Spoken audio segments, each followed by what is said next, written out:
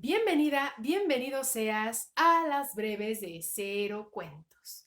Hoy hay un gran número de judíos que aceptan a Jesucristo como su Señor y Salvador, a Yeshua HaMashiach. Y eso es maravilloso porque ya es tiempo de que el pueblo judío venga a la revelación de Jesucristo. Sin embargo, por ahí se han inmiscuido ciertas corrientes que obligan al cristiano a judaizar teniendo que celebrar ciertas fiestas judías, como las fiestas de los tabernáculos, fiesta de las primicias, entre otras. También argumentan la celebración del Shabbat. Incluso algunos dicen que se deben de circuncidar. Y no me refiero a la circuncisión del corazón. Yo en lo particular amo y bendigo al pueblo judío. Me considero una judía de corazón, por un corazón circuncidado y arrepentido. Tanto así que empecé a investigar acerca de lo mesiánico porque me llamaba demasiado la atención y llegué al punto en el que se me dijo que tenía que celebrar el Shabbat, el sábado.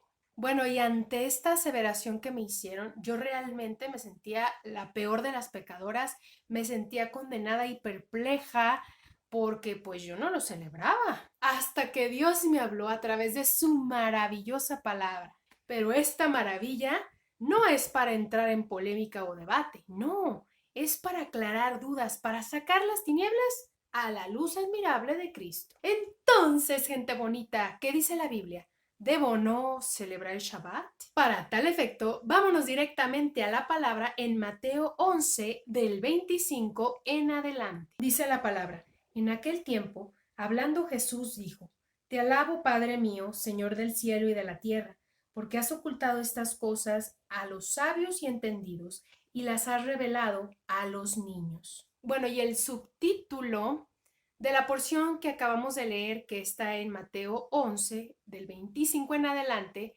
dice reposo para el que viene a Jesús. Para entender esto del verdadero Shabbat, tenemos que ser como niños y pedirle a Dios la revelación. Jesús está diciendo que necesitamos la revelación porque la Biblia está escrita en tres formas. Número uno, la literal, es decir, la explícita, con palabras claras y sencillas, directo al grano. Número dos, la simbólica, la que hace usos de alegorías, de comparaciones, de parábolas, de símbolos, como lo son Apocalipsis, Ezequiel, entre muchos otros libros. Y número tres, la Biblia está escrita de manera profética, es decir, hablando de acontecimientos futuros y obviamente todo relacionado con nuestro amado Jesús. Ahora bien, la revelación la necesitamos para entender esos simbolismos de la palabra. Y Jesús, a continuación, iba a dar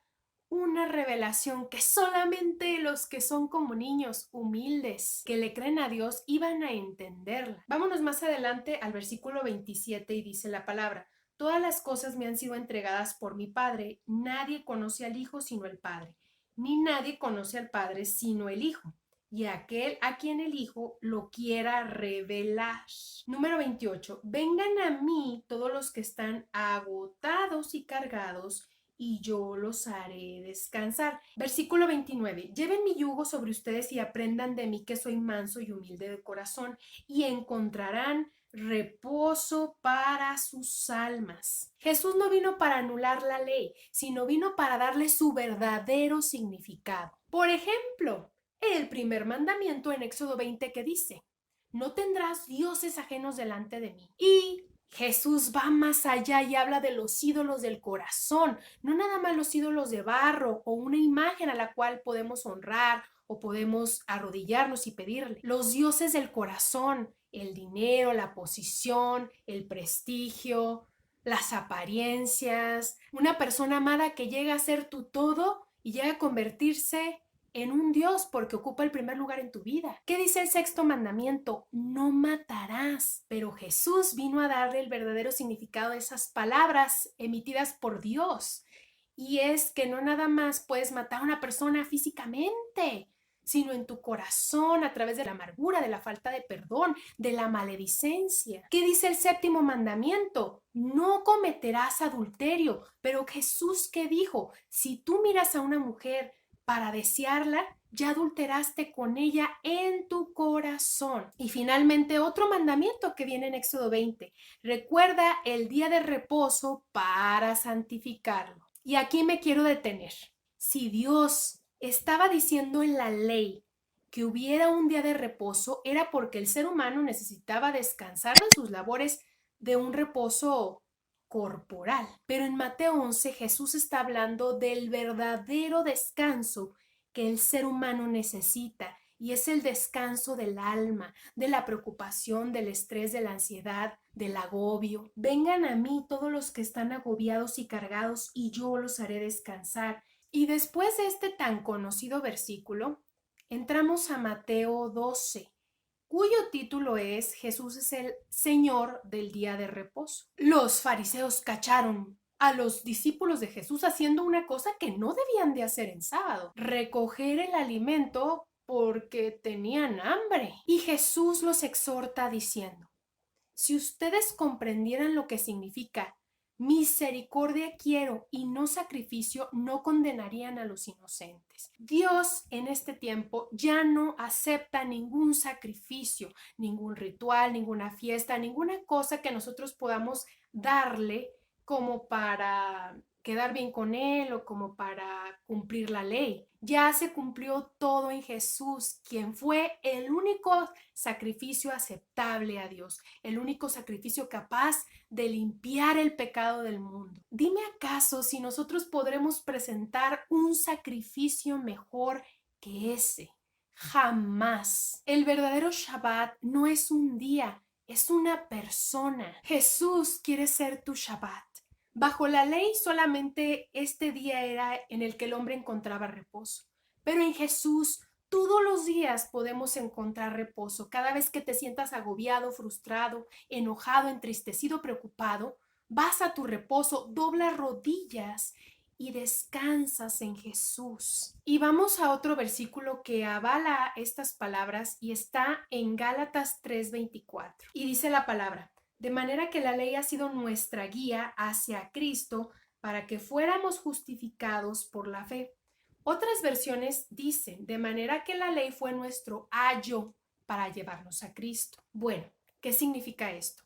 Dios le mostró la ley al pueblo a través de Moisés para enseñarle algo. Esa ley mostraba la debilidad del hombre, mostraba que nunca íbamos a ser capaces de cumplirla, mostraba nuestro pecado. Entonces, esa ley nos estaba diciendo: necesitas un Salvador porque nunca la vas a poder cumplir. Esa ley nos llevó como un guía a los brazos de Jesús. El Antiguo Testamento es simplemente la sombra de lo que había de venir, de la gracia maravillosa que nos proveyó Dios, que es Jesús, el verdadero Shabbat, el verdadero descanso para nuestra alma. Un versículo antes de eso, que es Colosenses 2:16, dice lo siguiente, en la versión NTV, Nueva Traducción Viviente: por tanto, no permitan que nadie los condene por lo que comen o beben, o porque no celebran ciertos días santos, ni ceremonias por luna nueva, ni los días de descanso o los días de reposo o el Shabbat. Y para los que todavía no se convencen con esto, tengo otra porción más de la escritura. Vámonos a Mateo 17 del 1 al 5. Y te lo voy a sintetizar de la siguiente manera. Aquí habla de la transfiguración de Jesús. Él toma a 3 de sus discípulos más íntimos y se transfigura delante de ellos. Sus vestidos se tornaron blancos, blancos como la luz, y se apareció al lado derecho y al lado izquierdo Moisés y Elías. Y después los cubre una nube resplandeciente, de donde sale la voz de Dios que dice: este es mi hijo amado, en él me he complacido, a él obedezcan. Y dichas estas palabras, aparece nada más Jesús. Se esfuma Moisés, se esfuma Elías. ¿Y qué significa Moisés? Moisés significa el antiguo pacto, la ley. ¿Y qué significa Elías? Bueno, Elías vino a volver el corazón de los israelitas a Dios, porque los israelitas habían caído en idolatría. El hecho de que Elías y Moisés hayan desaparecido y solamente se hayan quedado los reflectores en Cristo Jesús, significa que nosotros no íbamos a poder cumplir la ley, que solamente Jesús pudo cumplir la ley y que solamente Jesús puede reconciliar nuestros corazones y puede volver nuestros corazones al Padre. ¿Te fijas que la ley apuntaba directamente hacia Jesús? El propósito de la transfiguración fue esa. Dios diciendo, me complazco en Jesús, obedézcanlo a Él. Jesús estableció el nuevo pacto y tenemos libertad en Él. Claro, no vamos a usar esa libertad para darle ocasión a la carne, sino que vamos a usar esa libertad para glorificar a Dios. Ya no estamos atados a celebraciones, a rituales, no. Ya Jesús cumplió todo lo que nosotros no podíamos y ahora Él se ha convertido en nuestro verdadero Shabbat. Y esto fue todo por hoy, gente bonita. Espero haber despejado dudas si es que las había. Si te gustó este video, yo te invito a que lo compartas, que le des me gusta y que te suscribas al canal. Y a propósito, qué bueno es saber esto que Jesús es el Shabbat, porque hoy es lunes y pues necesito descansar en él, así como todos los días, doblando rodilla y entregándole mi frustración, entregándole las preocupaciones del día. Hasta pronto.